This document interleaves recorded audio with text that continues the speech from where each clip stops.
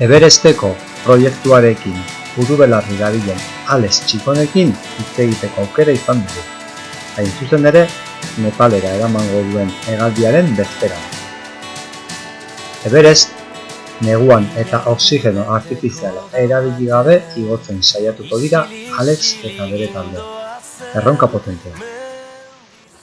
Bai, erronka potentea, bigarren aukerari, gogotsu, egiteko, eta, igez, heldu ginen 3 aldiz, 8.000 metrotara, eta aurten asmoa, hori da, pasaden urtean eginakoa, hobetutea, da batez ere, beko kanpalekutan, kanpamentutik lehenengo kanpalekura bitartean hor, lan desente ingen duen eta berri hori murriztuteko aukerea dugu.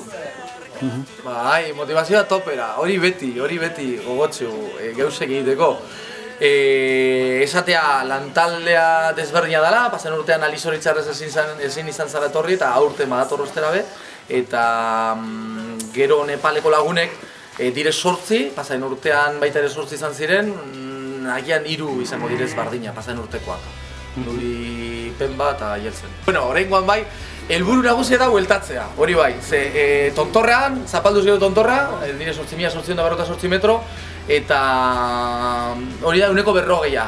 Gainontzeko 160 egiten dugu, gauzatuten dugu, kanpalekura heltzen garenean, bueltatzen garenean gero etzea batez ere, Gorputza ere, Zoritzarrez, azkenengo egun hauek, azkenengo 3 aste izaten direz gogorrak, eta ez da erreza, diruk eta gauz asko, eta egun bat faltan gagoz hemen, eta urtetako, eta bai, urduri ez nago, baina gauz asko direz, batez eroain, dekot burue, Ali urten zan atzo Islamabadzetik, orduen nire kezka da, bakarri dagoela, bera Pakistandarra da.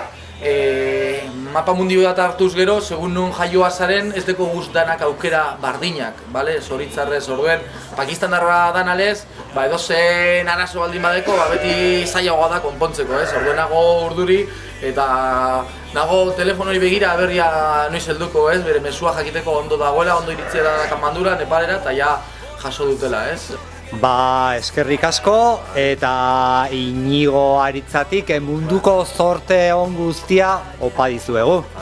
Eta jakite hemen gauden, gomidatzen dugu hurren urtean, erronkan, bera izatea, kapitan, korta jauna, bai? Bai, noski. Oso, ondo. Engales. Eskerrik asko.